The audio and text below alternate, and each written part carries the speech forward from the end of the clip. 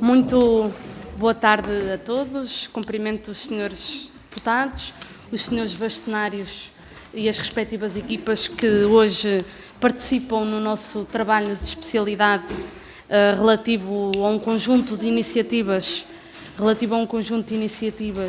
que têm que ver com o funcionamento das ordens profissionais, e queria, naturalmente, em nome do Grupo de Trabalho, agradecer a vossa absoluta disponibilidade, que já foi, aliás, manifestada anteriormente através do contributo escrito, que consta também da nossa base de trabalho na especialidade, mas julgo que a audição presencial também permitirá que os senhores deputados possam manifestar as suas questões e as suas dúvidas com outra objetividade, contando com a presença dos senhores bastonários. Julgo que conhecem a metodologia, portanto, tem 12 minutos para uma intervenção inicial, seguir-se-ão as intervenções dos senhores deputados e depois tem uma intervenção final de 12 minutos. Portanto, no conjunto, terão 24 minutos divididos em duas fases, se quisermos. Começo por dar a palavra ao senhor bastonário da Ordem dos Engenheiros, ao senhor engenheiro Fernando Santos, para uma intervenção inicial. Muito obrigada. Ora, muito bem, muito boa tarde novamente aos presentes, às presentes e aos presentes. Antes de mais nada, quero agradecer em nome da Ordem a possibilidade que nos é conferida de estarmos aqui agora individualmente em nome da Ordem dos Engenheiros a fazer de forma verbal aqui no Parlamento a pronúncia, ou defender a pronúncia para a qual fomos convidados relativamente à questão da revisão da Lei das Associações Profissionais, e dizer que de alguma maneira já tive a oportunidade, neste caso em representação do Conselho Nacional das Ordens Profissionais, do CNOP, a coadjuvar o seu presidente, o Dr. António Mendonça, de falar daquilo que preocupa a questão das ordens. Penso que se ganharia, embora isso seja irrelevante para o caso, porque individualmente também estamos aqui a ter a oportunidade, se ganharia com uma maior individualização da pronúncia das ordens sobre estas matérias, e também achamos, isto de forma transversal, que há situações que conferem uma situação de caso a caso, ou seja, há questões que preocupam, por exemplo, a Ordem dos Engenheiros, eventualmente até o setor que representamos aqui, ou a parte setorial, relativamente a outras ordens, e há depois determinado tipo de posições e até de práticas que extravasam aquilo que são o papel das ordens e que depois fizeram inicialmente ou conferiram a iniciativa de haver uma atuação mais por parte do Estado relativamente às ordens profissionais. E parece-nos a nós que, até para além muito daquilo que foi imposto pela dita Troika em tempos e por aquilo que depois são as exigências do PRR. E, sob esse ponto de vista, gostava de focar e de reforçar aquilo que já disse da última vez, que o papel das ordens não é um papel contrastado, é um papel complementar ao Estado. Ou seja, e quando eu falo Estado, não falo do Governo, mas há várias partes do Estado no seu geral. Se não existissem as ordens profissionais, existiria impositivamente, embora às vezes pensemos que não, um instituto qualquer do Estado que substituía o papel das ordens. Em alguns países assim o é, internalizam na gestão governamental esse papel. No caso, por exemplo, da Colômbia ou do Peru, é curioso, porque ainda por cima, no caso dos engenheiros e arquitetos, tem um conselho próprio profissional. Quem preside isso são nomeados pelo Estado e são advogados, são juristas, são políticos e, portanto, nem sequer muitas vezes percebem da profissão e estão a gerir uma profissão. A grande vantagem de Portugal é que, interpares, e sem custos para o Estado, ou seja, custos das ordens, a profissão organiza-se em si com atribuições legais atribuídas pelo Estado, e essas atribuições têm que ser asseguradas pelas ordens. E, portanto, se por acaso essas atribuições conferidas pelo Estado forem ultrapassadas, naturalmente tem que existir órgãos de fiscalização que eventualmente terão que ser criados, porque provavelmente não chegam os órgãos jurisdicionais ou disciplinares das ordens para atuar, e realmente não há. Qual foi a vontade, neste caso particular, da revisão da Lei das Associações Profissionais? Foi criar mais um órgão, já não bastava os que tínhamos nas ordens, neste caso chamado supervisão, para, em vez de atuar face a esse extravasar de competências das ordens, não, limitar as competências para as quais estão atribuídas e, eventualmente, no limite, até se houver uma dimensão pública de uma ordem dos engenheiros que queira ir a uma escola qualquer divulgar a engenharia, ou até representar ou fazer um time work para cativar para Portugal na defesa do interesse nacional engenheiros para Portugal, numa necessidade premente de engenheiros em Portugal, estar sujeito a uma autorização de um órgão de supervisão que não foi eleito, foi nomeado e nem sequer é reconhecido inter pares. Portanto, do nosso ponto de vista, ainda por cima, é engraçado que a maior parte das atribuições que são dadas ao novo órgão de supervisão estão praticamente na íntegra, no nosso caso da Ordem dos Engenheiros,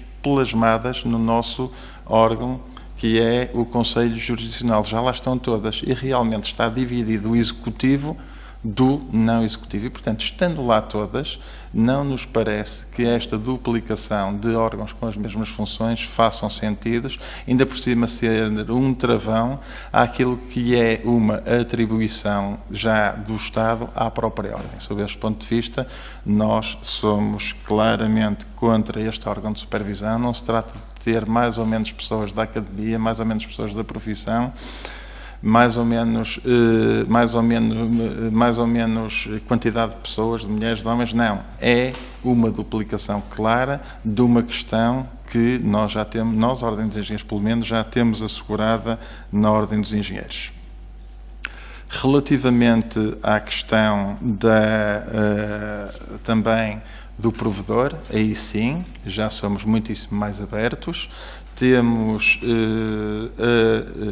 a interpretação de que se justifica, inclusivamente, um órgão novo dentro do Estatuto de Ordem dos Engenheiros chamado Provedor do Engenheiro. Parece-nos bem, o que, embora seja destinado ao bom exercício profissional perante a sociedade, já nos parece desadequado que o provedor seja uma pessoa fora da profissão, porque vai defender o consumidor dentro de uma má prática, eventualmente, que é feita pela profissão e, curiosamente, não conhece a profissão. Portanto, não nos parece adequado que o provedor seja extra-profissão.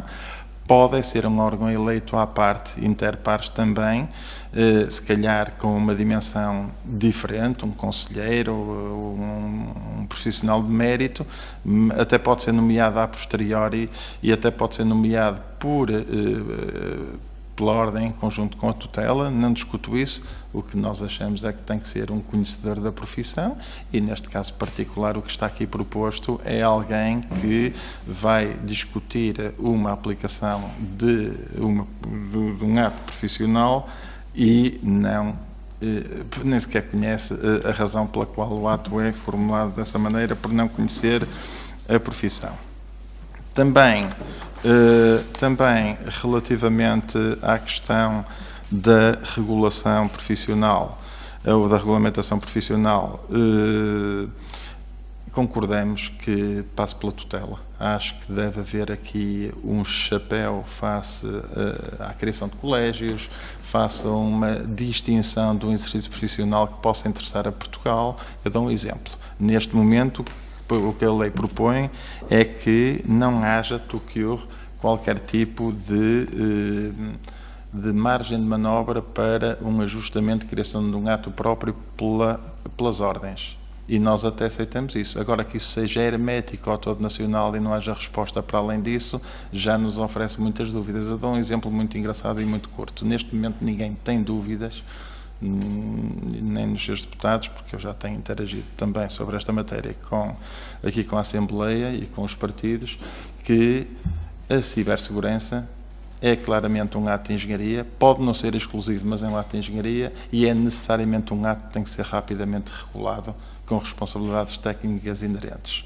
Se um estatuto de uma ordem não deixa fazer isso, eu até aceito, mas que não deixe propor para depois ir à tutela para ser resolvido, já é outra questão. Portanto, tem que haver aqui alguma abertura para permitir que determinado tipo de atos de interesse nacional e que tenham responsabilidade inerente, seja técnica, no nosso caso é técnica, devam ser possíveis de fazer esse ajustamento, ainda que tutelado, ou que até possa passar complementarmente na Assembleia da República. Não discuto isso, pode ser acima da Ordem dos Engenheiros, o que não pode é estar completamente fechado, porque isso prejudica o interesse de Portugal, neste caso particular, nem é só o dos engenheiros. Há algumas coisas, por exemplo, neste momento não existe nenhuma responsabilidade técnica inerente, nem sequer nenhuma qualificação técnica imposta para o coordenador de um estudo de impacto ambiental. Não precisa mais nada. Há coisas que são óbvias e, portanto, sob esse ponto de vista, eu acho que tem que haver aqui alguma flexibilidade do estatuto de cada ordem, que é a lei, e neste caso pode até ser caso a caso, estatuto a estatuto. O que nós não podemos é hermetizar na lei, que fica completamente vedada às ordens, e depois por defeito, porque é um documento fechado, legal, ao Parlamento, essa flexibilidade. Faço notar essa preocupação da nossa parte, porque penso que é construtiva e podemos melhorá-la. Finalmente, o acesso à profissão, nomeadamente vulgo estágios profissionais, estamos potencialmente abertos a um ajustamento diferente desta matéria. Aliás, a nossa Associação Congénera, que é a Ordem dos Engenheiros Técnicos, que também está aqui presente, até já foi mais longe nesse aspecto, e parece-nos que é de ajustamento fácil uma melhoria no acesso à profissão. Nós próprios entendemos que o estágio, nós temos dois níveis, que é o N1, que é correspondente ao primeiro ciclo, e o N2, correspondente ao segundo ciclo. Temos prazos diferentes de estágio, quer para o N1 mais, que é até 18 meses, quer para o N2 até 1 ano, e penso que podemos flexibilizar isso. Aliás, o nosso interesse é tal, para terem uma ideia, sem preciso de haver um tirocínio, uma entrada na profissão adequada, ou seja, não aceitamos é que uma pessoa que acaba uma licenciatura ou um mestrado e entre para a Ordem dos Engenheiros lhe possa ser reconhecida à partida toda a capacidade de atos de engenharia de uma pessoa que tem 50 anos de profissão. Temos de ter aqui algum cuidado e defendemos um sistema de desenvolvimento e valorização do engenheiro ao longo da vida que permita criar aqui patamares de escalonamentos de exercício profissional. Já o há de alguma maneira numa outra legislação, mas acho que podemos ir um bocadinho mais longe aí, mas dentro da qualificação profissional e não dentro do acesso à profissão via qualificação académica. Aí estamos muitíssimo mais abertos, ao ponto de quando nem sequer havia empresas disponíveis em Portugal há cerca de 7 ou 8 anos, agora há falta de engenheiros, mas na altura eles emigravam, nós próprios, já eu era dirigente da Ordem dos Engenheiros, na altura presidente da Região Norte da Ordem dos Engenheiros, termos criado um sistema de acelerador de acesso à profissão, porque como não arranjavam empresas, nós próprios simulávamos com tutores um exercício de estágio para haver essa possibilidade dos membros poderem passar o estágio para passarem membros efetivos. E, portanto, mais do que esta abertura da nossa parte relativamente a isso, não pode haver. No limite dos limites, até podemos conjugar aqui alguma complementaridade daquilo que é uma dimensão, estamos a estudá-la, por isso não queria ir mais longe nesta matéria, daquilo que é a nossa correlação com as escolas superiores de engenharia versus entrada na profissão, e lá para janeiro, fevereiro podemos ter novidades relativamente a essa matéria, mas posto isto, é dizer que temos total abertura naturalmente para essa flexibilização e estamos disponíveis para isso. Se entendemos que isso obriga a mudar o estatuto e se obrigar para melhorar e para ver essa flexibilização, estamos disponíveis. Para já não é muito mais do que isto, não sei se gastei o tempo todo, mas agradeço. Sim, ultrapassou em 25 segundos, o que é uma margem bastante razoável face também ao teor daquilo que aqui está em causa. De qualquer forma, terá uma intervenção depois final, onde pode complementar esta sua intervenção inicial. Cumprimento o Sr. Bastonário da Ordem dos Engenheiros Técnicos, o Sr. Engenheiro Augusto Ferreira Guedes, a quem dou a palavra para uma intervenção inicial.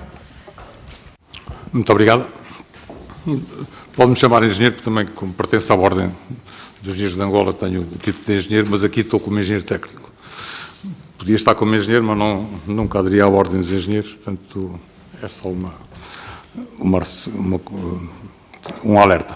Excelentíssimo Sr. Presidente, senhores deputados, senhoras deputadas, caro bastonário, caro Presidente, minhas senhoras e meus senhores.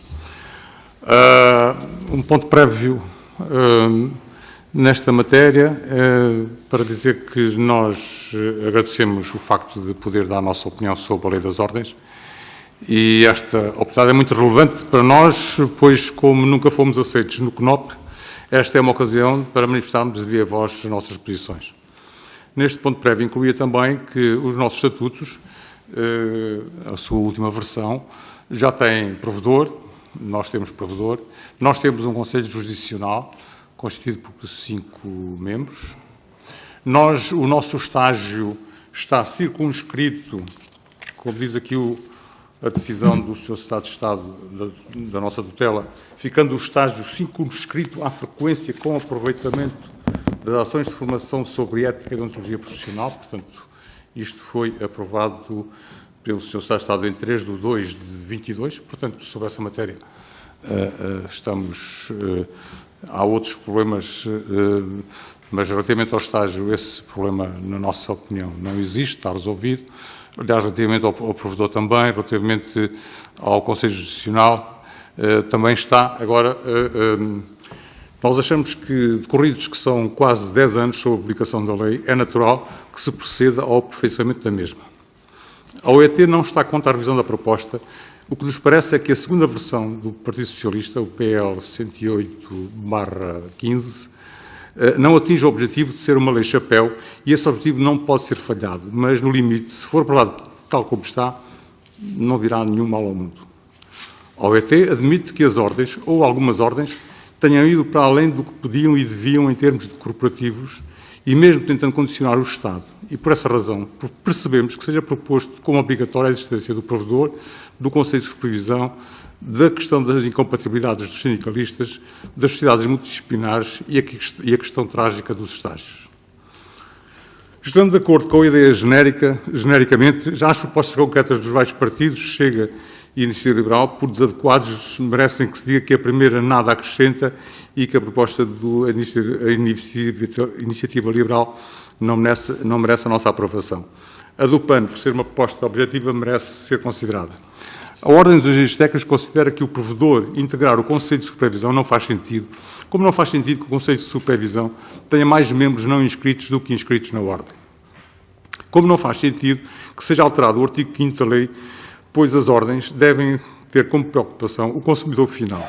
Também a limitação dos sindicalistas só poderem pertencer a órgãos dirigentes passados de 4 anos deixarem de ser dirigentes sindicais não faz sentido. Já, relativamente às sociedades multidisciplinares, não tem razão de ser a formulação proposta. As ordens não podem e não devem ser um instrumento para proteger os instalados.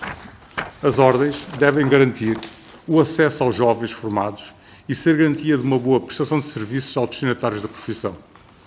Os estágios, quando obrigatórios, nunca devem ser superiores a 12 meses, e faz sentido que sejam remunerados nesse caso. Na nossa opinião, a Lei das Ordens deve melhorar o que está bem e corrigir o que está mal. A OET toma a liberdade, na sequência de que já enviou por escrito no dia 21 de junho, fazer as seguintes sugestões, pois não é justo dizer que não concordamos sem fazer propostas concretas e sensatas e realistas. Assim, e como contributos, propomos algumas soluções que nos parecem desbloqueadoras do atual clima de confronto entre as ordens de governo e a Assembleia. O provedor deve ser obrigatório e pode ser ou não membro da ordem. O Conselho de Supervisão deve existir, mas sendo a maioria dos membros da ordem, e as competências devem ser de recurso, pelo que devem ser eliminadas as alíneas A e B do número 2 da proposta 68 do Partido Socialista. Os membros não podem ser ao mesmo tempo dirigentes dos sindicatos e da ordem. As sociedades multidisciplinares devem ser constituídas exclusivamente por membros das ordens. Os estágios só devem existir se imprescindíveis para a conclusão da formação. Os custos de inscrição nas ordens, estágios incluídos, devem ser simbólicos, como simbólicos devem ser as cotas. E quando digo simbólicos, deve ser simbólico como nós temos 150 euros. Como se materializa? O provedor deve ser nomeado pelo bastonário depois de obter a aprovação no Conselho de Supervisão e não pode ser remunerado, quando muito terão direito à compensação de trabalho objetivo e despesas efetuadas. O Conselho de Supervisão deverá ter 5 membros da Ordem e 3 indicados pelo CRUP, pelo CSISP e pela APESP. Os sindicalistas não podem ser simultaneamente dirigentes do sindicato e da Ordem. As sociedades multidisciplinares não podem ser formas de distinguir a profissão liberal, como já acontece hoje com a certificação energética, em que a EDP faz certificação e um perito assina todos os certificados. A isto podemos chamar a uberização da profissão liberal. Quinto, os estágios, quando nos estatutos de cada ordem e aprovados os regulamentos pela tutela, devem ser remunerados pelo IFP ou manter o regime de bolsa de estudos, como acontece com os estudantes de ensino superior, porque se o estágio é necessário para completar a formação, então mantenha-se o princípio de estudante e, portanto, acesso, e se calhar é a forma de resolver este drama. A OIT considera que, para não haver quaisquer dúvidas de intromissão do Estado-Governo nos órgãos das ordens, deveria criar o Conselho das Ordens e seria este Conselho que fazia as propostas de provedor e membros dos Conselhos de Supervisão para cada ordem. E aqui deixava de haver esta suspeição que nos afeta a todos. A desconfiança do cidadão não pode acontecer. No caso da OET, somos a destacar que possuímos provedor da atividade, não é só o provedor para os destinatários, porque nós também temos problemas internos de contestação interna de incumprimento de regras internas, de pessoas que querem ter uma determinada especialidade ou querem ter acesso a um determinado ato e que nós não permitimos porque eles não têm essa competência. Portanto, o provedor também serve para... Por isso, nós chamávamos o provedor da atividade, para membros e consumidor final do produto de engenharia. Os estágios foram reduzidos ao tempo estritamente necessário para o candidato complete o seu percurso de inscrição e serão extintos quando os estatutos o permitirem, pois temos um modelo de competência estipulado pela Lei 40 que permite uma evolução consoante os anos de atividade e formações complementares. Não é preciso inventar nada, a lei já existe, pode ser melhorada, mas isso já está contemplado na Lei 40 e na Lei 41 e noutras leis também. O nosso regulamento já foi alterado 2 vezes com a aprovação da tutela, pelo que é desnecessário criar entropia com o Conselho de Supervisão. A OET possui um Conselho Judicional com 5 membros e é uma instância de recurso após a intervenção dos Conselhos Disciplinares Regionais e gostaríamos que dos 5 Conselhos Disciplinares Regionais que existem, passasse a existir só um e nacional para uniformização de procedimentos. Os sindicalistas, com a entrada em vigor da lei, teriam de optar entre a Ordem e os sindicatos.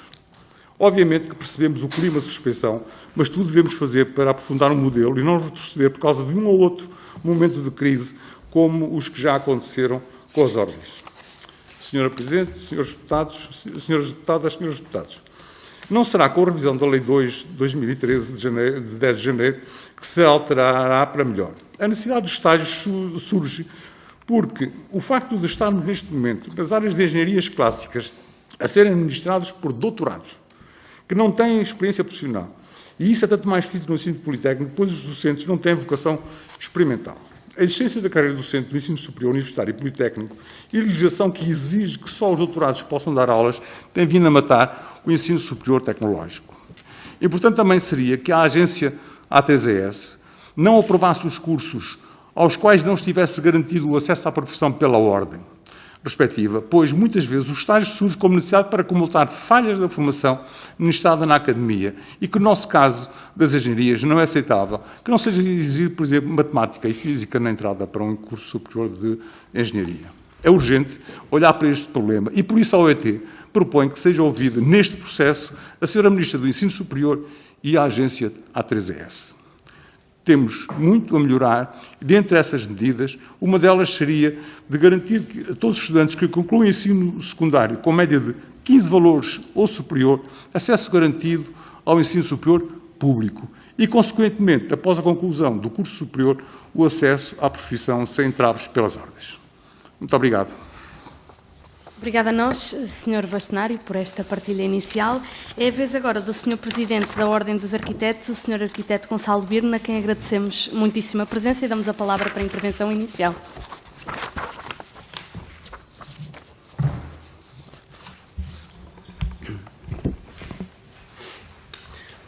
Excelentíssima Senhora Presidente da Comissão Parlamentar, excelentíssimas Senhoras Deputadas e excelentíssimos Senhores Deputados dos diversos grupos parlamentares. A Ordem dos Arquitetos representa mais de 28 mil arquitetos. Na União Europeia, a arquitetura representa um setor dinâmico, diversificado, digital e sustentável. 34% dos profissionais têm menos de 40 anos, 42% são mulheres, 22% trabalham fora do país onde adquiriram a sua formação, 31% adotam a tecnologia digital e 57% dedicam-se frequentemente à concepção de edifícios de baixa energia. São os parceiros cruciais para o futuro económico de Portugal e da Europa. A exposição de motivos da proposta do Partido Socialista é clara quanto às alegadas motivações do legislador: dar resposta à União Europeia, eliminar barreiras injustificadas no acesso a profissões reguladas, em prol de um quadro regulamentar que promova o crescimento económico, inovação e emprego.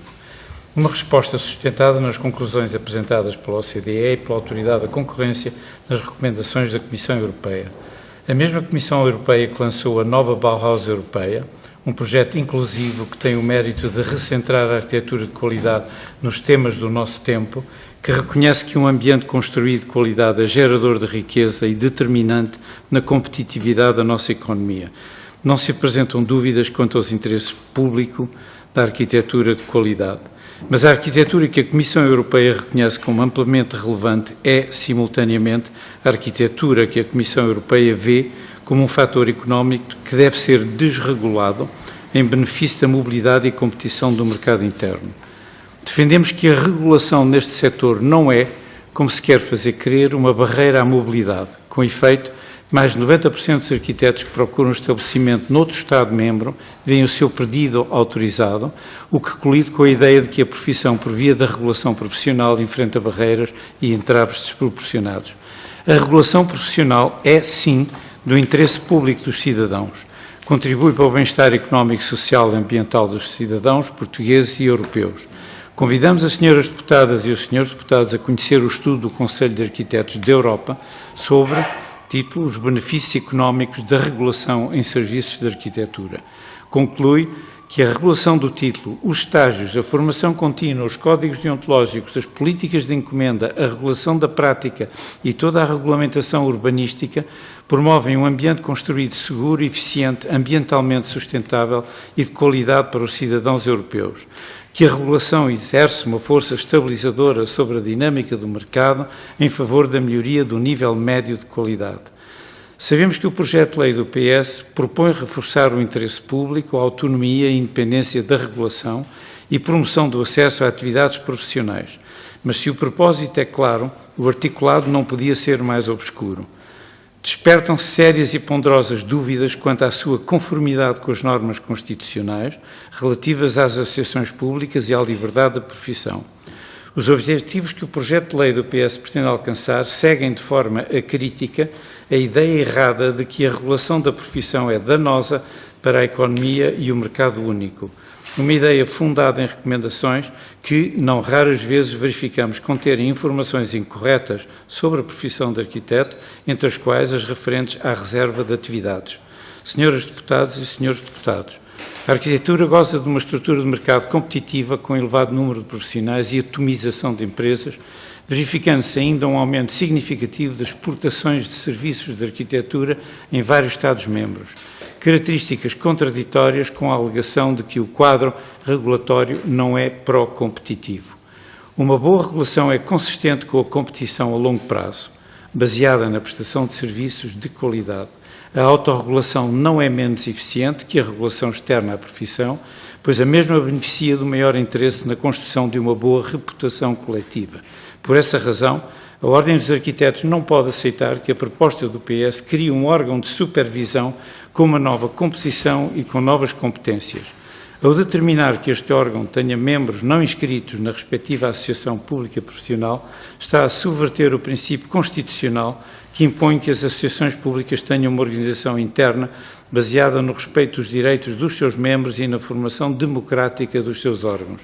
Acresce que este órgão não deverá ter competências que possam trair a sua própria natureza, como será o caso quando lhes são conferidas competências sobre o reconhecimento de habilitações e competências profissionais obtidas no estrangeiro e, sobretudo, para pronúncia sobre propostas de atos legislativos que fixem reservas de atos de profissão.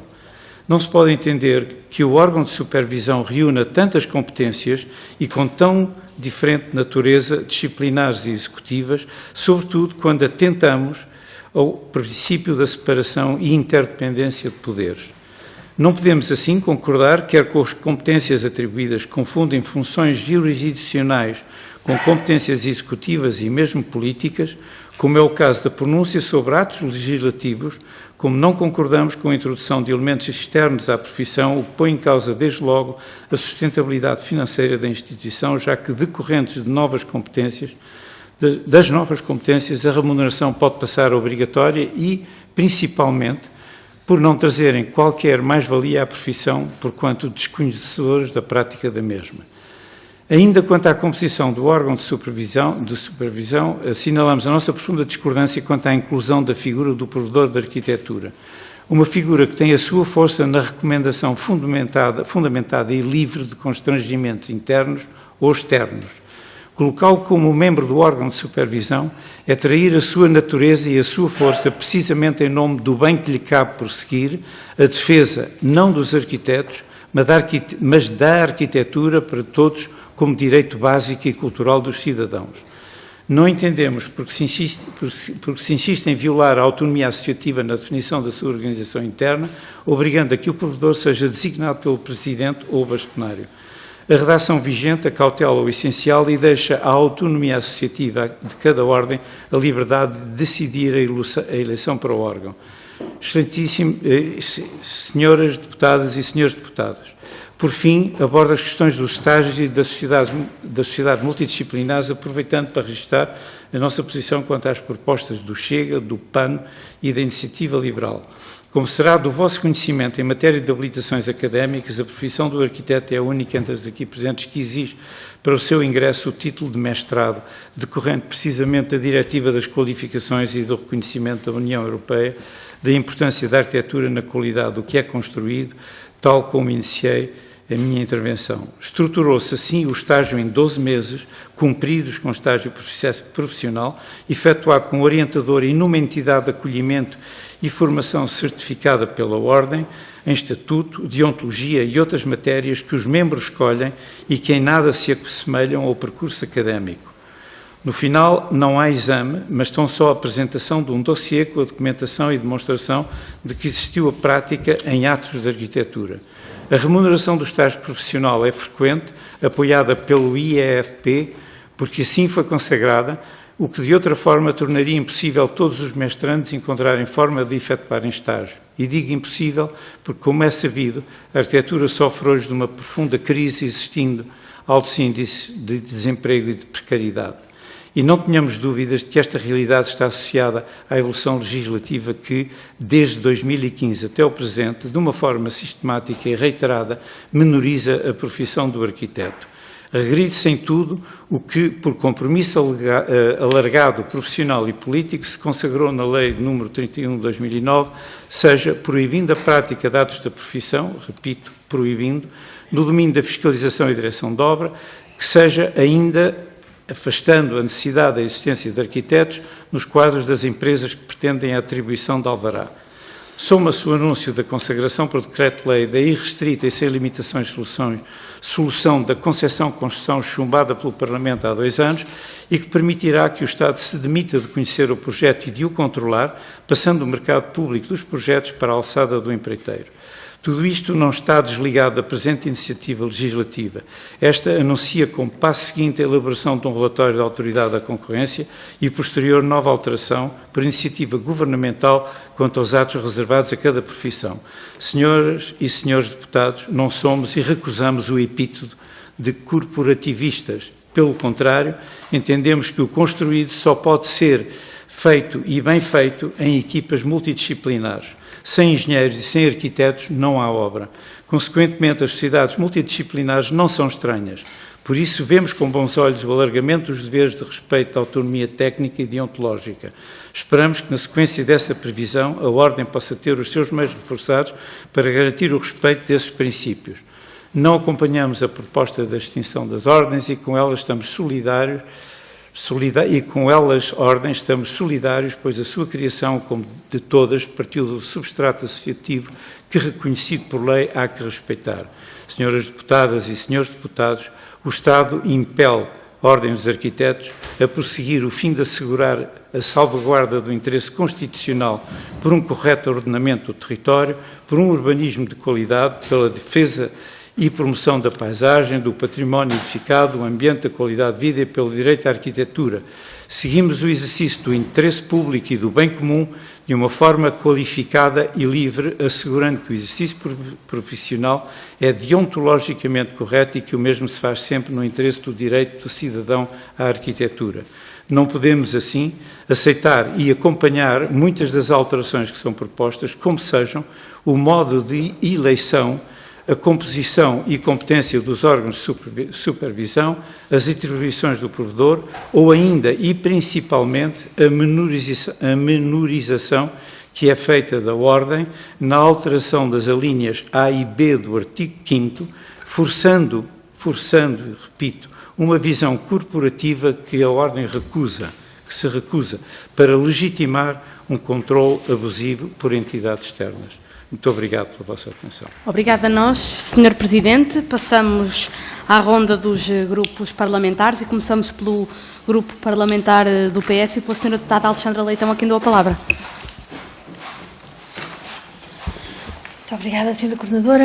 Cumprimento naturalmente os senhores bastonários aqui presentes, das ordens dos engenheiros, da ordem dos engenheiros técnicos e da ordem dos arquitetos e naturalmente todos os que os acompanham e agradecendo a presença, porque naturalmente a vossa presença e a vossa, não só as intervenções como as respostas, ajudar-nos-ão, espero eu, ajudarão o Parlamento a melhorar as leis e a resolver algumas dúvidas que possamos ter.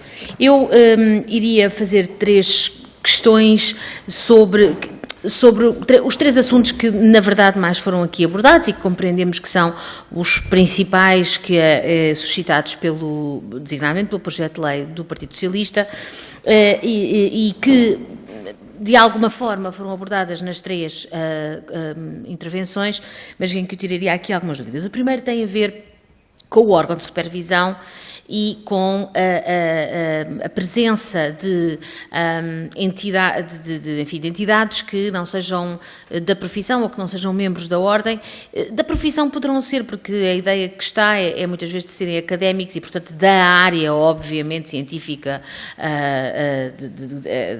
da mesma área científica e, portanto, na verdade, não são da profissão no sentido em que podem não exercer a profissão, mas são da área técnico-científica que está em causa. Em todo caso, a minha pergunta muito concretamente quanto a este órgão era, de um modo geral, talvez à exceção do Sr. Bastonário da Ordem dos Engenheiros Técnicos, pronunciaram-se contra, mas eu perguntava se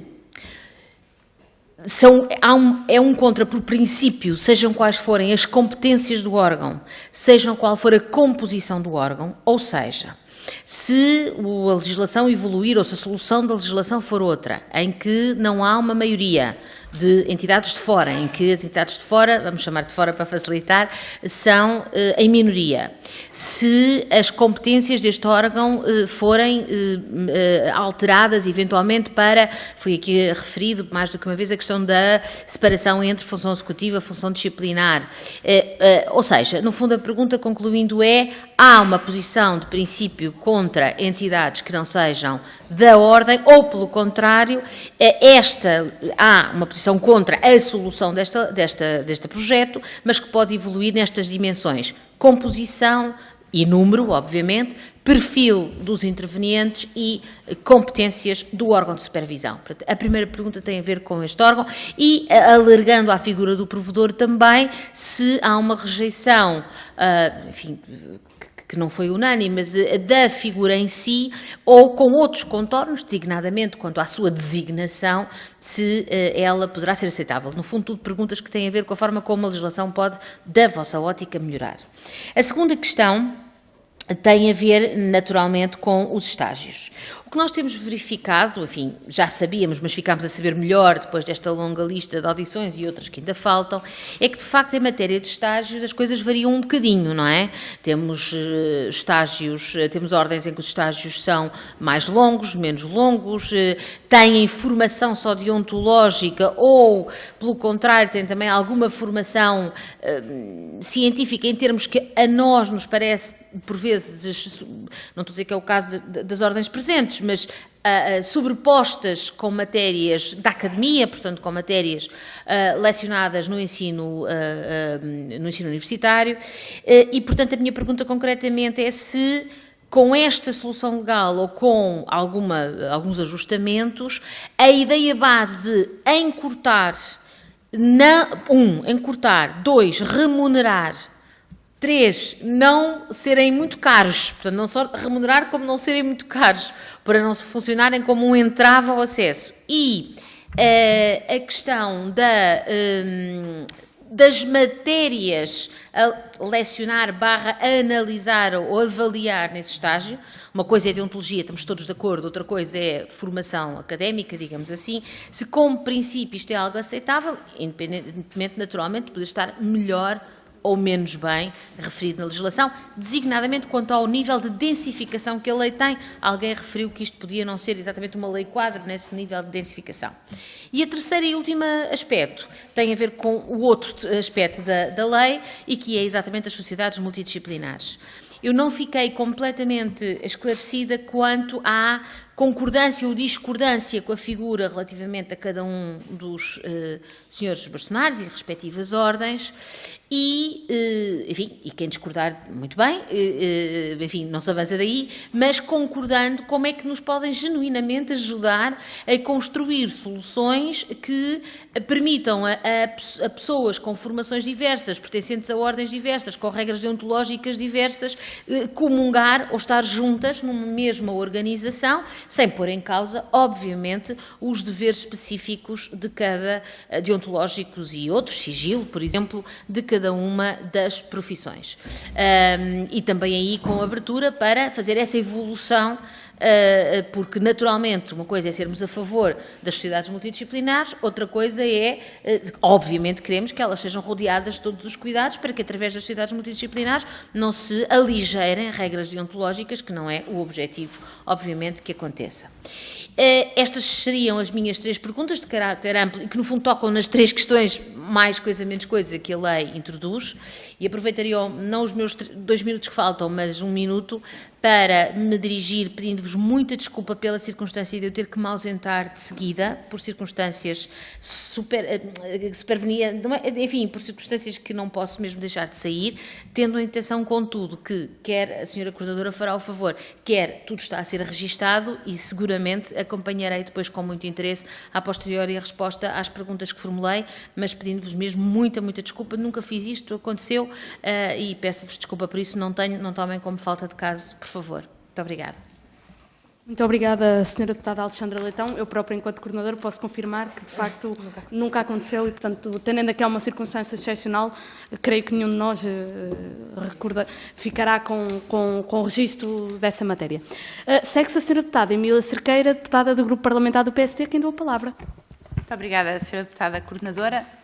Também eu cumprimento o Sr. Bastonário da Ordem dos Engenheiros, bem como a delegação que o acompanha da Ordem, o Sr. Bastonário da Ordem dos Engenheiros Técnicos também e o Sr. Vice-Presidente que o acompanha, bem como o Sr. Presidente da Ordem dos Arquitetos e respectiva delegação que também o acompanha.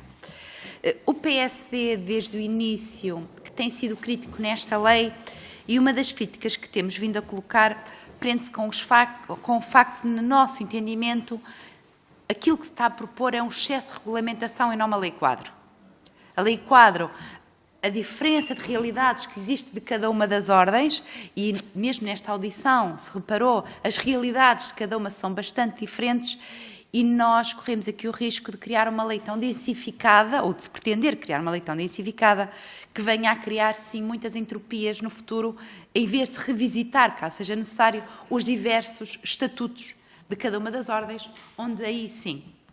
Dito isto, nós encaramos, e depois gostava também de deixar a cada um, e as perguntas vão ser bastante comuns aos 3, porque são as preocupações centrais que o Grupo Parlamentar do PSD tem tido nestas iniciativas.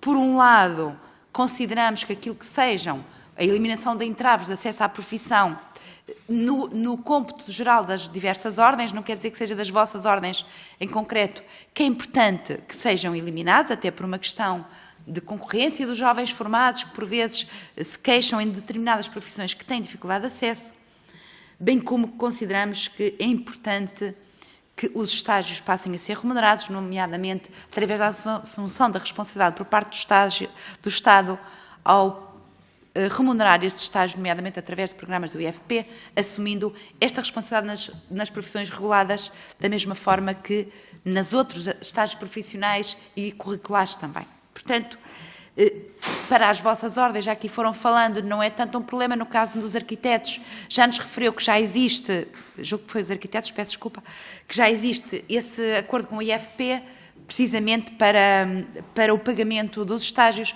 mas que o PSD julga que era importante que se estendesse a todas as profissões reguladas, onde existe este problema, e, portanto, era a primeira pergunta que deixava geral, embora no caso dos arquitetos já nos falou concretamente. Depois vemos com grande preocupação a questão do órgão de supervisão, já que muito propalado, e todas as ordens, permitam-me dizer-vos, e a CNOP também, que ouvimos, aliás, a primeira audição foi feita com a CNOP, todos muito preocupados com a falta de independência a que pode conduzir dentro das ordens profissionais. E a nossa pergunta, porque revemos-nos naquelas que foram as preocupações que aqui vão colocando, e são as mesmas que o PSD tem vindo a chamar a atenção, mas tendo em conta que nós sempre tivemos uma postura aqui bastante construtiva para esta lei, será que não se resolveria, ou não seria uma possibilidade de resolução, a simples previsão do órgão e depois cada uma das ordens, de per si, regular os termos do seu funcionamento e da sua composição, naquele que é o espírito de uma verdadeira lei chapéu? Ou seja, passar a constar a existência de um órgão de supervisão e depois, ou de um órgão jurisdicional, e depois em cada regulamento poder fazer-se essas alterações nos termos de uma verdadeira lei de bases, que deveria ser o que estamos aqui a discutir. Portanto, qual é a vossa sensibilidade quanto à possibilidade de, em vez desta excessiva previsão legal que se tenta fazer para tantas ordens, com realidades tão diferentes, fazermos realmente aqui uma questão muito mais geral e que servisse depois para se adaptar a cada uma das realidades. Também relativamente à questão daqueles que são os poderes de fiscalização e até da própria avaliação para acesso à profissão, se essa questão por terceiros, por parte de terceiros, nomeadamente este órgão de supervisão de não profissionais, se esta questão deveria manter-se e a manter-se em que termos, ou então se deveria mesmo desaparecer desta lei quadro e essa supervisão e essa avaliação continuar a ser feita por profissionais, como até agora, aliás, neste serviço público que todas as ordens prestam e servem. Portanto, este é para todas as ordens. E depois, relativamente também à questão do provedor, a forma como ele está pensado, que nos parece que é absolutamente desadequada em termos gerais, se não deveria ficar também ao critério de cada uma das ordens, em concreto, a existência de um provedor ou não, e se ela não devia pura e simplesmente desaparecer desta lei chapéu, ou existir, ficar apenas de poderia haver um provedor. Até porque provedor dos destinatários dos serviços quase nos parece que não existe já supervisão e controle e não são profissões de serviço público, estas a que estamos a falar, para que seja necessário que os destinatários quase parece que estão completamente desprotegidos na relação com os profissionais das ordens. Isso não corresponde à verdade. Desde as responsabilidades civis que têm os próprios profissionais, há uma série de instrumentos de responsabilidade civil. No caso dos engenheiros e dos arquitetos, é as legis artis, têm de cumprir as legis artis, porque sob pena de terem que indemnizar os clientes e sob pena dos destinatários dos serviços poderem recorrer também aos meios normais da justiça. E ao vermos esta proposta, parece que isso não existe já, um ordenamento jurídico que funciona nas ordens, e parece que elas são ilhas isoladas. E, portanto, gostava também que me dissessem da vossa sensibilidade quanto a este provedor a existir, que fosse facultativo, porque já há várias ordens que até o têm, e a ele existir como regulado, em que termos é que ele deveria ser efetivamente, para que não se passe esta imagem que as ordens vivem fora da alçada da lei, o que também não é verdade na sua atuação. Depois, finalmente, a questão das sociedades multidisciplinares. A própria diretiva dos serviços já vem falar que há profissões que não devem associar-se e que deve haver um cuidado para que elas não se associem até por serem incompatíveis. No entanto, a forma como se tenta regular esta lei chapéu pode levar aos maiores equívocos que vêm desde a questão da titularidade das próprias sociedades multidisciplinares, que podem revestir qualquer uma das formas, e os seus titulares revestir qualquer uma das formas também. Qual é a vossa sensibilidade? No caso dos engenheiros, tantas vezes ligados a empresas, mas uma coisa é estarem ligados a empresas, onde são funcionários, outra coisa é sociedades multidisciplinares com várias profissões reguladas no seu interior. Como é que vem até a possibilidade de haver um controle efetivo nestas profissões pela deontologia, quando muitas vezes podem nem saber quem são as pessoas que estão por trás, ou os capitais que estão por trás das sociedades como elas aqui estão reguladas. E mesmo para terminar, porque isto é todo um mundo, mas de facto, aquela que é uma das nossas grandes preocupações, que é a questão que foi focada aqui, que é a caracterização e a regulamentação daquilo que é o ato próprio de cada uma das profissões, com o prazo curtíssimo que aqui ficou, até que ponto é que isto devia estar aqui e não pode desproteger todas as profissões reguladas. E obrigada, o tempo é curto, mas também os vossos pareceres escritos são-nos muito preciosos e já fomos lendo e ainda vieram dar mais clareza. Muito obrigada. Muito obrigada, Sra. Deputada. Subscrevo também as suas palavras finais. De facto, para além da audição presencial, é ótimo quando podemos acompanhar a audição presencial já com o vosso contributo escrito e agradecer também às ordens que representam por isso. Vamos entrar na ronda final e vamos seguir exatamente a mesma ordem inicial e, portanto, eu dava a palavra ao Sr. Engenheiro Fernando Santos, da Ordem dos Enfermeiros, para a intervenção final. Engenheiro Fernando Santos, da Ordem dos Engenheiros. Muito obrigado, novamente. Ora bem, antes de mais nada, quero agradecer as perguntas da Sra. Deputada Alexandra Leite e da Sra. Deputada Mel Sequeira, e começando precisamente pelo órgão de supervisão, enfim, e pela pergunta da Sra. Deputada do Partido Socialista, entendemos o seguinte, e reforçamos, independentemente de entendermos que deve existir um órgão disciplinar, jurisdicional, dentro da Ordem dos Engenheiros, dentro das nossas ordens, ou de qualquer ordem, neste caso particular, e, portanto, supera o órgão de supervisão, é mais um órgão que ainda por cima acumula atribuições, quase todas disciplinares, à exceção, por exemplo, do reconhecimento de habilitações e competências profissionais obtidas no estrangeiro, o que me parece até anacrónico, porque eu acho que isto é uma função de admissão de ordem absolutamente normal do Executivo. Parece que queremos privilegiar o estrangeiro em detrimento do português, ainda por cima, curiosamente, ou seja, para os portugueses é o órgão executivo, para os estrangeiros é o órgão de supervisão. Porquê? Porque nós temos fronteiras à entrada de estrangeiros, bem pelo contrário, eu acho que é mais de lá para cá, se nós quisermos ir para o estrangeiro, temos tido muita mais dificuldade de ser reconhecidos em Espanha, em Itália, em França e em Inglaterra do que propriamente esses engenheiros oriundos desses países cá. Tem havido uma abertura muitíssimo facilitada e, em alguns casos, prejudica inclusivamente o interesse nacional, e quero deixar isto aqui bem vincado, sem prejuízo da transparência que deve haver na mobilidade de pessoas e de profissionais na União Europeia. Mas digam-me quantas obras públicas, por exemplo, nós portugueses estivemos em Espanha nos últimos 50 anos. Eu digo categoricamente zero e agora façam um exercício inverso. E que fiscalização é que existe para isso? Porque para uma obra de mais de 20 milhões de euros, por exemplo, é obrigatório que o diretor de obra seja, ou um diretor de fiscalização, ou um diretor de projeto, seja engenheiro sénior, mas depois as empresas espanholas ganham essas obras, têm a assinatura de um português, infelizmente, para poderem ter o licenciamento dessa obra, mas depois vemos a obra e quem está a fazer o exercício de direção da obra, curiosamente, é um espanhol, e não há ninguém que atue nisto. Se o órgão de supervisão, que seja supra-ordens, for para isto, eu subscrevo por baixo, mas não é. É para controlar as ordens e não aquilo que é o destinatário final e o interesse nacional, e aí as coisas são diferentes. Outra coisa diferente é que esse órgão jurisdicional, que já acumula essas funções todas do pertence ao órgão de supervisão, esteja incluído de pessoas externas à profissão.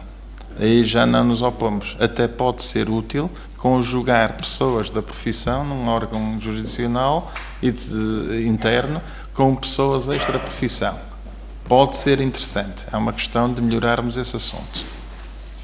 O que provavelmente pode ser interessante pensar é se um órgão de supervisão supra-ordem, ou seja, para todas as ordens, ou algum órgão regulatório possa criar disposições sancionatórias, e aí nós, Ordem dos Engenheiros, de uma maneira geral, e até agora, historicamente, estamos algo à vontade nesta matéria, provavelmente outras ordens sentir-se-iam incomodadas, não estão aqui neste caso, mas disposições sancionatórias para o extravasar das suas atribuições do Estado, ou seja, nós temos 20 e tal atribuições lá que são as nossas e são aquelas que nós temos vindo a cumprir.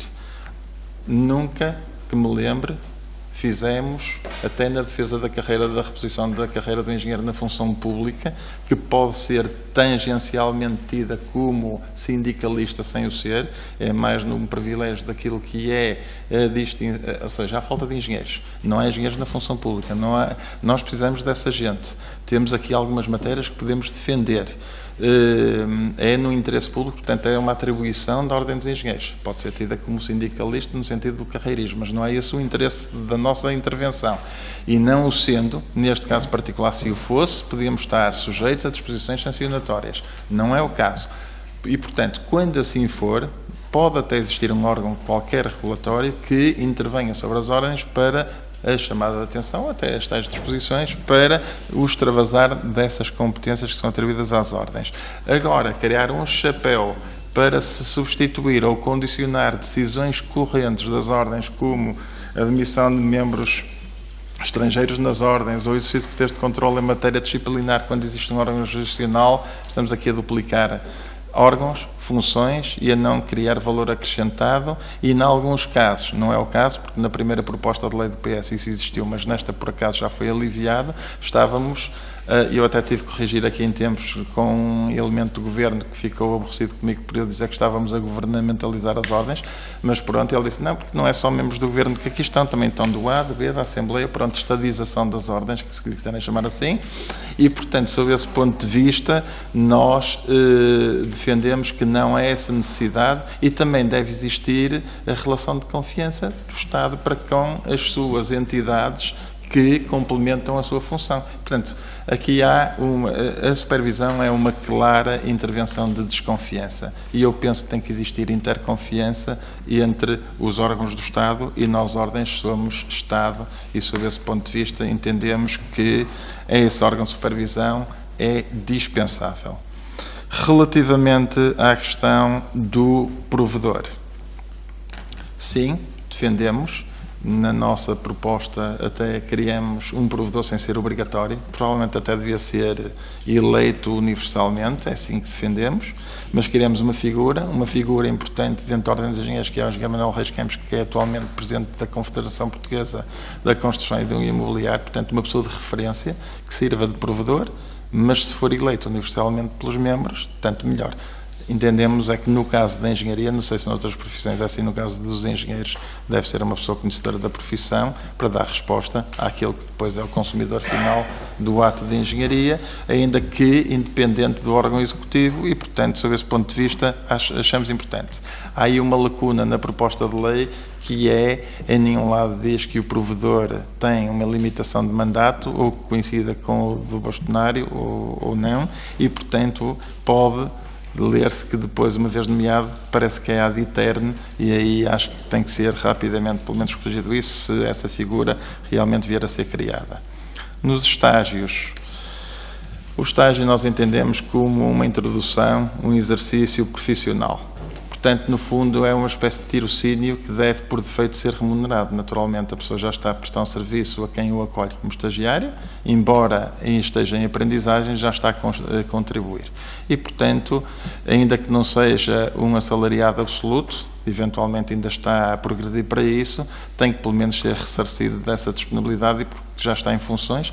Em alguns casos, atenção, não vou estar aqui a particularizar, mas há entidades empregadoras que só têm estagiários e, portanto, quando um acaba, vai buscar outro para ter sempre serviço de borla e, sob esse ponto de vista, acho que deve haver uma atenção especial e isto não é um estágio, isto é um expediente daqueles que contratam e não uma formação para aqueles que praticam o estágio. De resto, eu acho que, como aqui já foi dito até Ordem dos Engenheiros Técnicos também, nós subscrevemos que deve haver um aliviar da exigência de estágio, sem deixar de ser acompanhado, privilegiando depois um percurso profissional por patamares.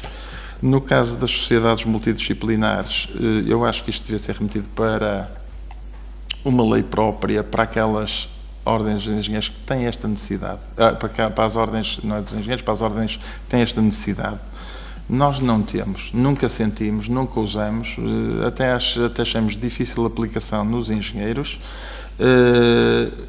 mas temos outras legislações complementares. Por exemplo, a dimensão técnica de intervenção na construção é suportada por capacidade técnica, a tal lei dos alvarás, por exemplo, como com a intervenção de arquitetos, de engenheiros técnicos e até de outros profissionais.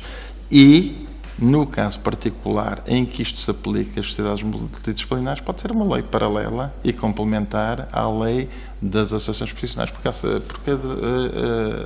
neste caso particular estamos a falar exclusivamente de profissionais e é isso que interessa, e as ordens são para os profissionais e as sociedades fogem um pouco deste âmbito e, sob esse ponto de vista, também há no setor da construção empresas que, para exercerem a sua licença, têm que estar suportadas por capacidade técnica inerente e, sob esse ponto de vista, é uma lei complementar. Até defendemos isso para a indústria, por exemplo, acho que também devia existir e se calhar haveremos de propor isso. Mas neste caso estamos a falar disto. E, portanto, há aqui muitas questões, terminando, há aqui muitas questões que deviam ser vistas estatuto a estatuto,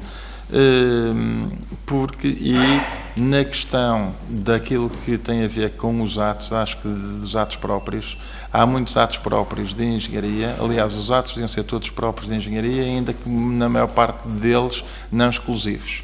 E os exclusivos deviam ser remetidos para a lei própria, naturalmente, como já existe. Ou seja, o que é que são os atos próprios de uma profissão? Os atos próprios de uma profissão são estes todos. E depois deve dizer ali na seguinte, os atos próprios não são exclusivos, salvo se determinados em lei própria.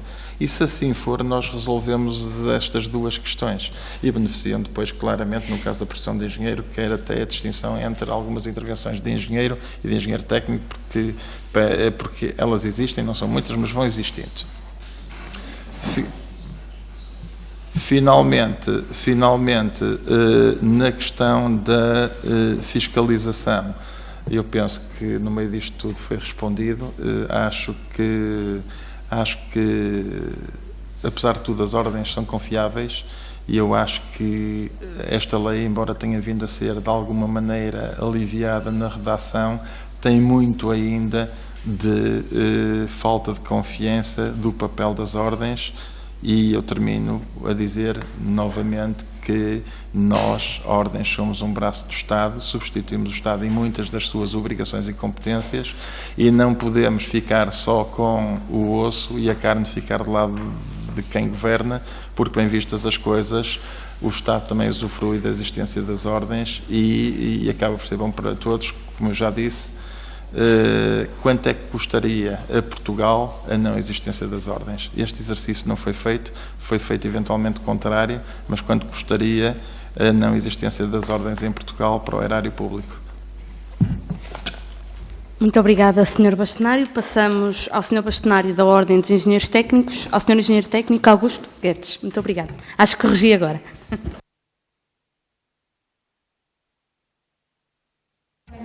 Estava bem, porque eu sou membro da Ordem dos Engenheiros de Angola e, portanto, tenho também título de engenheiro. Mas, neste caso concreto, estou como engenheiro técnico.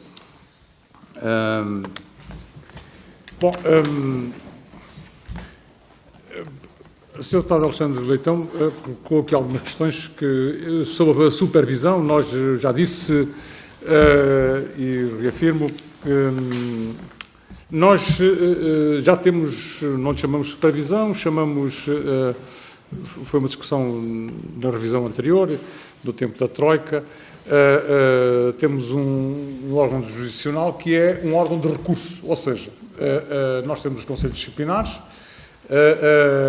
e, portanto, quando é aplicada uma pena ou quando um membro nosso, ele pode recorrer para o Conselho Jurisdicional, ou um consumidor, uma determinada pessoa que contratou um engenheiro técnico e que não foi bem servido, e que o Conselho Disciplinar da secção onde ele pertence não deu provimento à queixa, pode recorrer para o Conselho Jurisdicional e, portanto, aliás, temos os nossos relatórios dos processos que estão em curso e dos concluídos já, e, portanto, nós achamos que que faz todo o sentido que exista como órgão de recurso, mas não com aquele intuito que está, eu referi à linha A e B, mas há mais. Eu acho que há uma carga pejorativa naquela proposta. Eu penso que a Autoridade da Concorrência fez um trabalho horrível e acho que os partidos, perdoem-me, foram no engodo daquelas propostas da Autoridade da Concorrência, que fala do que não sabe, e penso que isso e, portanto, algumas das propostas vêm da Autoridade da Concorrência e é pena que não tenham sido feitas algumas triagens. Portanto, relativamente às competências, presença de elementos externos, nós achamos que sim. Pode ter vantagens. Diria, sente-se com pouca força dentro da ordem, não. Mas se houver alguém de fora que tenha um olhar diferente, que não seja membro e que possa opinar, só que tem que ser numa proporção, como eu digo na nossa proposta, de 5 da ordem, 3 elementos pertencentes à Associação do Ensino Superior Privado, ao CRUP e ao CSISP, por exemplo. Mas era uma boa hipótese. E sempre como órgão de recurso. Agora, não pode ter competências que são competências da ordem, que é a admissão de estrangeiros. Então, porque também não é a admissão dos nacionais?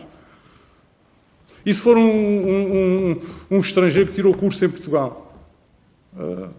É que, às vezes, a nossa prática do dia-a-dia, nós temos coisas distintas, que é, e às vezes complexas, que é um nacional que tirou o curso em Portugal, um nacional que tirou o curso no estrangeiro, um estrangeiro que tirou o curso em Portugal e um estrangeiro que tirou o curso... Como é que isto se resolve? Só porque se tirou ou se nasceu, isto não pode. Eu acho, lamentavelmente, que essa matéria não foi pensada muito bem, mas nós estamos disponíveis porque, se puderem e se for útil, o nosso regulamento de estágio que foi sufragado, foi autorizado pela Secretaria de Estado, que é a nossa tutela, essas questões foram dirimidas e, portanto, eu acho que esse processo está avançado. Não digo que seja o ótimo, mas é já um bom modelo que pode ser visto. E, portanto, relativamente a isto, presença sim, competências não as que estão previstas, e como instância de recurso. Relativamente aos estágios, é muito simples. Nós achamos que só há estágios porque a tutela permite. Não são as ordens, todas elas têm uma tutela. E nós, que temos nos nossos estatutos a obrigatoriedade de estágio, como nós achamos que isso é uma injustiça e é um mal para o sistema, nós dizemos que o estágio, como diz o senhor Secretário de Estado, fica circunscrito à frequência da formação deontológica. Portanto, ele acaba o curso, tem o diploma, demonstra que tem as habilitações, inscreve-se na ordem, é candidato a engenheiro técnico, assim que fizer a formação em ética de ontologia, passa a membro efetivo. E não é uma vez por ano, como na proposta de lei diz. Isto tem que estar sempre aberto. Porque isso é outra coisa. É assim, se a ideia é aumentar a competitividade, como é que se pode dizer que tem que estar pelo menos uma vez por ano? Não, tem que estar sempre. O senhor não pode... isto não é época de saldos, quer dizer, não é? Portanto... o senhor acaba o curso em janeiro ou fevereiro, em março, entrega o trabalho final, a discussão, agora com... e nesse dia vai à ordem, não tem que esperar. Isso é estarmos a penalizar os jovens que acabam o curso. Acabam o curso em março. Mas como essa ordem só tem uma coisa que é em fevereiro, ele vai esperar um ano para poder... Quer dizer, isto não... Desculpem. Eu não consigo ver isso dessa maneira. E depois, se há estágio porque a tutela, que tem que aprovar o regulamento de estágio, aprova. Portanto, a responsabilidade é do Estado. Eu acho que não deve haver estágio para a maioria diria eu, toda, e por isso eu digo que a agência devia ser ouvida e a senhora Ministra devia ser ouvida, porque se aprovam cursos que não têm os conteúdos necessários para o exercício da profissão, eles não deviam ser aprovados. Aliás, diria mais, nenhum curso devia ser aprovado se a Ordem não garantisse o acesso após a formação, porque senão nós estamos a enganar os jovens que depois ficam aí pendurados, que tiraram um curso que pensava que era de engenharia, como eu conheço alguns, que pensam que vão ter acesso a um curso que está agora aí da gestão da construção ou coisa do género.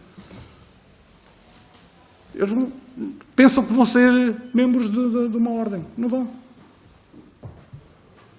Eles, pelo que nós estivemos a ver, os STS que faltam vão dar 2 anos para garantir o acesso a uma das ordens.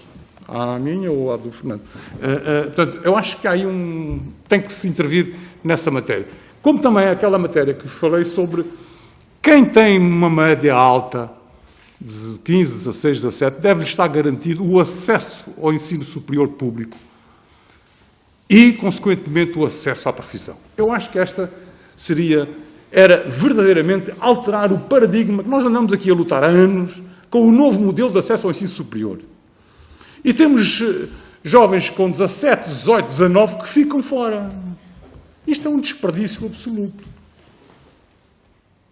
Eu já não falo por mim, que por uma 10ª não entrei no técnico, fui para o ISEL e depois tive que fazer todo o percurso para ter a licença.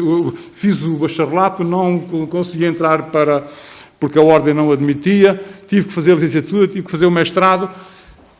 É assim, há muita gente que desiste. Como é que uma pessoa com 18 ou 19 não entra em medicina? Porque as faculdades de medicina dizem que não se deve formar mais médicos. Isto não pode ser. Portanto, eu desafiava a pensarmos isto de uma forma mais profunda, porque a lei das ordens é uma peça do puzzle. E, portanto, eu acho que o acesso ao ensino superior tem que ser mexido e a certificação e a autorização de funcionamento dos cursos têm que ser mexidos também. Relativamente aos estágios, quando houver estágios, têm que ser remunerados. E se a ordem diz que é necessário que haja estágio e a tutela diz que sim, tem que garantir como é que financia. O IFP garante, não sei se garante às vezes e com quem lhes interessa. Nós conhecemos a prática de algumas práticas menos boas do IFP.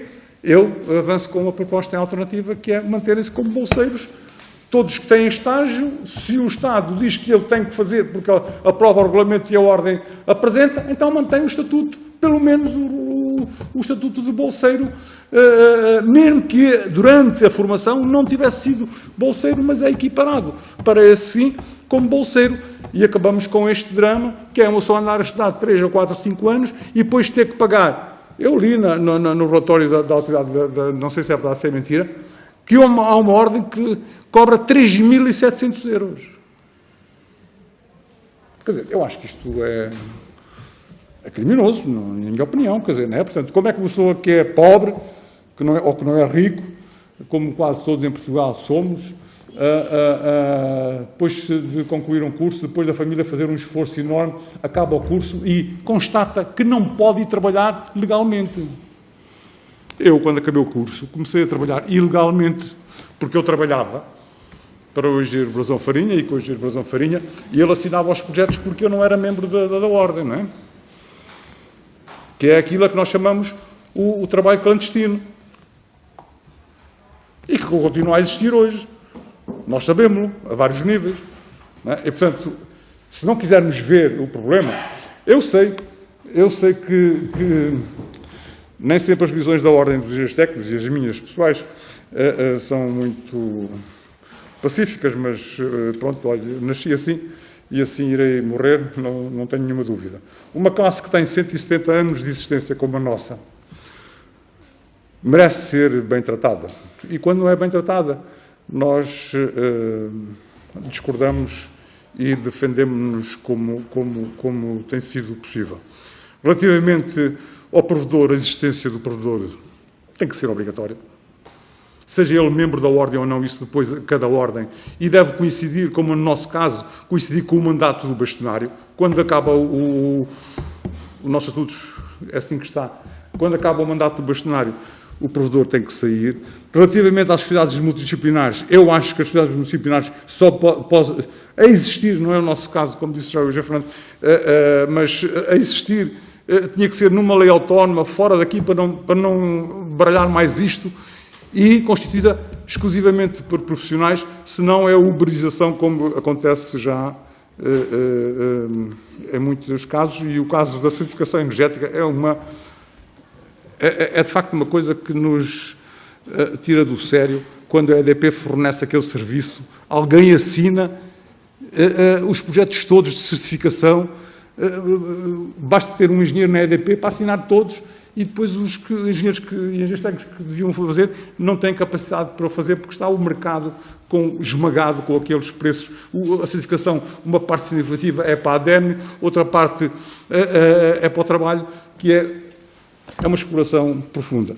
Relativamente aos atos próprios, que a senhora deputada Emília Sequeira, relativamente aos atos próprios, nós temos nós fomos a primeira ordem desta área que criou os atos próprios, tivemos algumas dificuldades, tivemos aqui um processo que a Ordem dos Arquitetos levou a tribunal, felizmente perdeu, e, portanto, nós tínhamos razão, mas depois a Ordem dos Engenheiros também, a seguir, criou também os seus atos próprios, e, portanto, sobre essa matéria, há os atos próprios, atos exclusivos, mas é uma conversa que podíamos ter de uma forma mais aprofundada. Muito obrigado.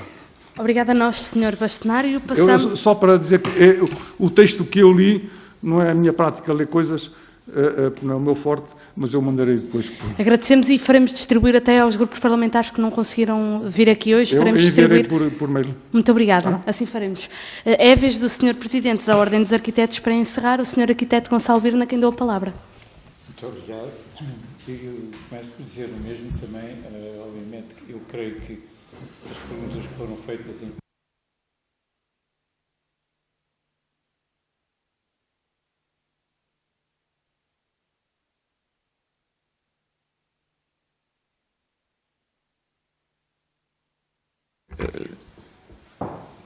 eu tinha carregado.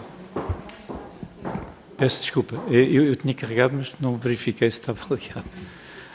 Portanto, eu repito o que disse. Em relação às questões levantadas, em parte elas estão respondidas no texto que foi lido pela equipa em nome da Ordem dos Arquitetos e que vamos entregar também para esclarecimento de toda a Comissão. De qualquer maneira, as questões levantadas pelo Sr. Deputado Alexandre Leitão, do PS, e que enumerei aqui são fundamentalmente 4, se não me engano.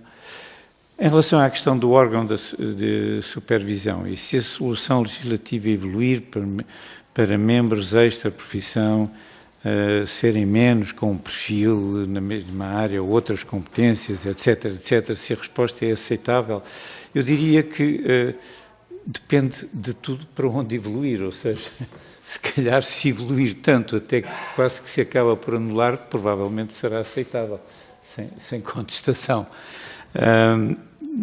Porque, de facto, evoluir sem saber quais são as competências, nós, a Ordem dos Arquitetos, temos muita dificuldade em perceber e aceitar isso. Eu, de qualquer maneira, volto a esta questão, depois, no fim,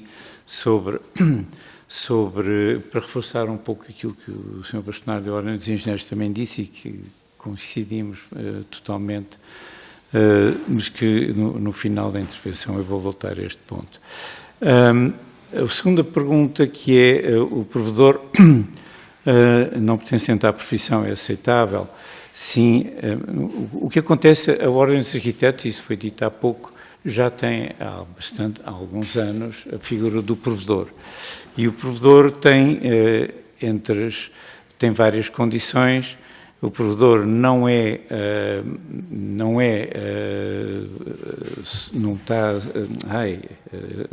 faz parte da Ordem dos Arquitetos, não tem que ser arquiteto, a posição dele é claramente não de defender o arquiteto, mas defender a prestação dos serviços de arquiteto em função dos utilizadores. E esta questão já temos há muito tempo e pensamos que é uma figura muito importante porque vai claramente reforçar aquilo que é o papel e a função primeira da arquitetura, e não sei se repararam, eu citei várias vezes o termo da prestação da arquitetura em qualidade. Eu gostaria de chamar a atenção que a nossa Constituição diz, por exemplo, que qualquer cidadão tem direito a uma habitação digna. E quando diz digna, está a pôr o dedo na qualidade. Quando os arquitetos falam em qualidade no exercício, é a qualidade para servir a melhoria da qualidade de vida das pessoas. Portanto, e a prestação do serviço de qualidade é entendida nesse sentido. A prestação do serviço de arquitetura tem um destinatário, e o destinatário é fundamentalmente, em última análise, o utilizador, aquilo que eu costumo dizer, a vida que existe no destinatário dos edifícios, dos espaços públicos, do que quer que seja. E isso é a arquitetura. De qualquer maneira, essa figura já existe e não pode sequer estar inscrito na ordem, como eu também disse, e é proposto pelo Conselho Diretivo Nacional, mas é aprovado pela Assembleia de Delegados a sua designação. E tem esse objetivo. A questão do estágio, que era o ponto seguinte, também creio que nós dissemos, a Ordem dos Arquitetos tem o estágio, é uma instituição que existe já há bastante tempo, que faz sentido no caso da Ordem dos Arquitetos. Eu gostaria de dizer que, por exemplo, quando eu tirei o curso de arquitetura há muitos anos, era normal um estudante de arquitetura, a partir do primeiro, segundo ano, já estar a trabalhar num ateliê de arquitetura, coisa que hoje em dia, por razões de mercado e por razões até de precarização do exercício da arquitetura, é cada vez mais difícil. De facto, o que é que consiste esse estágio? Esse estágio é fundamentalmente eu diria, um complemento da arquitetura enquanto forma de conhecimento, se quiserem, porque a arquitetura é uma forma de conhecimento específico que se traduz numa profissão. Não? A profissão tem a ver com pensar, desenhar, projetar, dizer como é que se constrói um contentor de vida em termos genéricos, que pode ser um edifício, pode ser um espaço público, pode ser uma paisagem, a arquitetura paisagista, e obviamente que dentro dessa ambição há muitos pontos comuns com as engenharias e com outras profissões, porque também tem este domínio. De qualquer maneira, essa formação do arquiteto, por exemplo, e eu creio que também cujo objetivo final é chegar a uma obra realizada, não consta da sua formação a concretização da obra realizada. E, portanto, há uma limitação neste aspecto. E isto é importante, eu gostava de dizer que, por exemplo, na reforma de 57, o estágio era obrigatório em obra, em construção de arquitetura. Hoje a perspectiva é diferente, mas de qualquer maneira esta questão é importante e o estágio existe há muito tempo, está perfeitamente enquadrado e definido como é que funciona.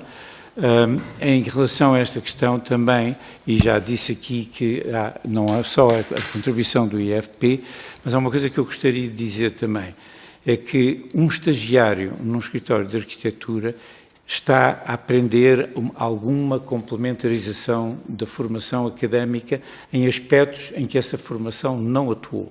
Eu citei aqui os dois casos, que é o caso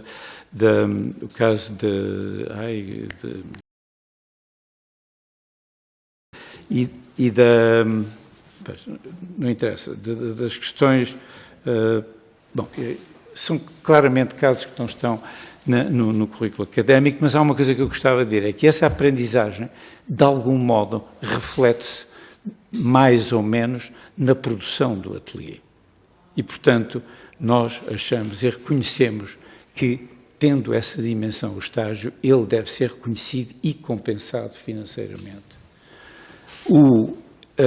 E temos desenvolvido esta... Porque, efetivamente, em arquitetura o estágio é importante. E não é só na Ordem dos Arquitetos, não é só no Estatuto, é praticamente em todos os países europeus, isso acontece, com contornos diferentes. Em Itália, por exemplo, apesar de haver uma prática, há um reconhecimento, uma coisa que se chama exame de Estado, que também já houve na Ordem, mas agora não há. Mas há um relatório que é produzido e que é feito, está completamente integrado. Portanto, creio que a Ordem dos Arquitetos aí não tem muito a acrescentar. A questão das sociedades multidisciplinares, a Ordem dos Arquitetos já abraça as sociedades multidisciplinares, que curiosamente isto é estatutário, não são inscritas na Ordem, mas são registadas e obrigatoriamente devem estar registadas na Ordem, com um termo de responsabilidade do arquiteto que na sociedade assegura os atos próprios da arquitetura.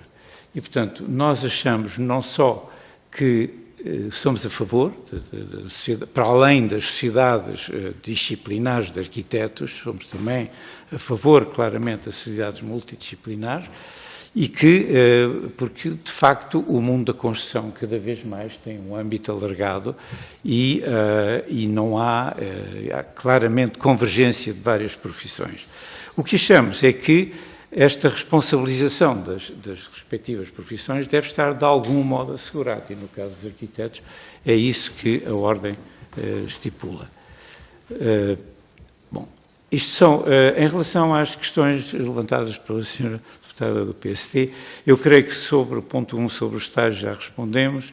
Também o ponto 2 e o 3 também já respondemos. Sobre a questão do provedor ser, a sua existência não deveria ser opcional, nós, a Ordem, entendemos que ele deve existir e existe. E existe com esta função que já aqui foi dita e que nos parece bastante adequada e necessária.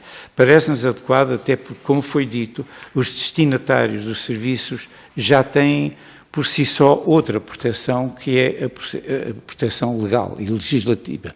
A lei protege os destinatários da arquitetura. E o provedor tem essa função, que é perceber, perante as queixas dos utilizadores, se esses serviços foram ou não bem prestados e, inclusivamente,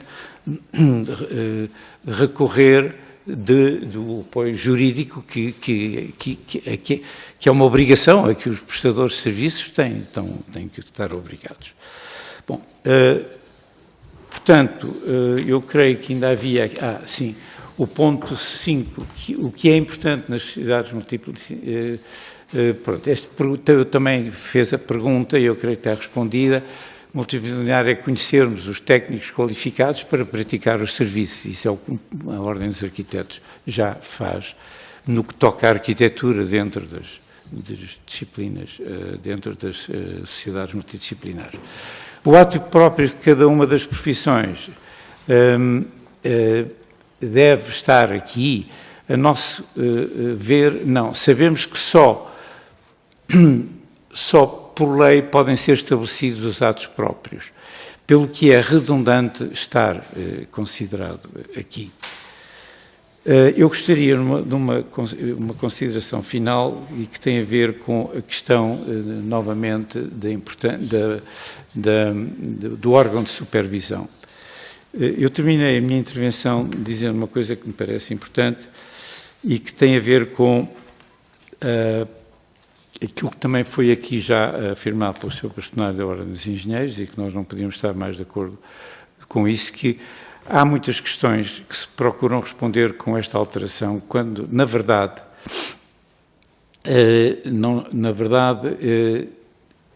devia estar a fazer-se uma avaliação provavelmente mais cirúrgica, estatuto a estatuto.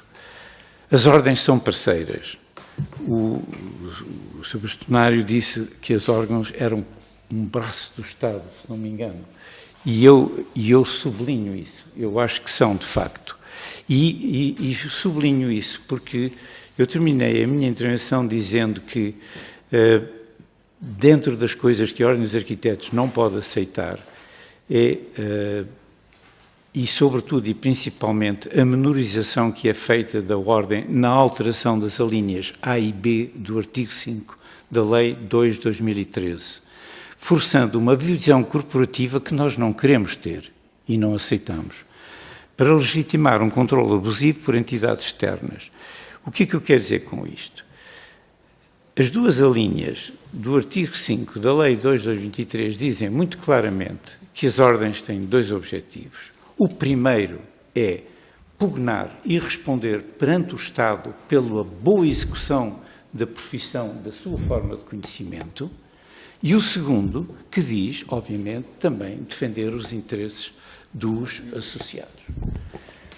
Senhor Presidente, pedia só que pudesse concluir a sua intervenção. Muito obrigada. É que a proposta que está na mesa funda os dois artigos e cria uma hierarquia, uma dependência ao contrário. Diz, as ordens devem defender os interesses dos seus associados no exercício, na boa exercício da profissão. Ora, isto subverte completamente o espírito da lei. E isto é quase forçar as ordens ao seu corporativismo. E nós não achamos que isto seja correto. Acho que é uma visão completamente errada. A Ordem dos Arquitetos tem defendido, e este mandato tem defendido, que em primeiro é o artigo A e em segundo lugar é o artigo B. E quando a Ordem alerta o Estado para uma série de coisas, e nós demos alguns exemplos, está a aconselhar o Estado daquilo que acha que deve ser o bom exercício das profissões e da forma de conhecimento que representa. Portanto, isto para nós parece, de facto, um bocadinho a desnecessidade do tal órgão de supervisão. Muito obrigada, Sr. Presidente. Nós, por nós, estaríamos aqui muitíssimo mais tempo, mas, de facto, temos uma grelha que tentamos mais ou menos cumprir. De qualquer forma, se entenderem que há algum contributo adicional em função também das perguntas que foram suscitadas e que sejam relevantes para o nosso trabalho na especialidade, se entenderem que esse contributo adicional pode ajudar aos nossos trabalhos, ele será a todo o tempo bem-vindo e distribuído por todos os grupos parlamentares. Quero agradecer aos senhores deputados, aos senhores bastonários e ao senhor Presidente a utilidade da reflexão com que partilharam aqui connosco e desejar que, naturalmente, que este grupo de trabalho continue o seu trabalho que está a fazer muitíssimo útil, e a todos os senhores bastonários e Presidente o nosso agradecimento pela absoluta disponibilidade. Bem-aja, muito obrigada.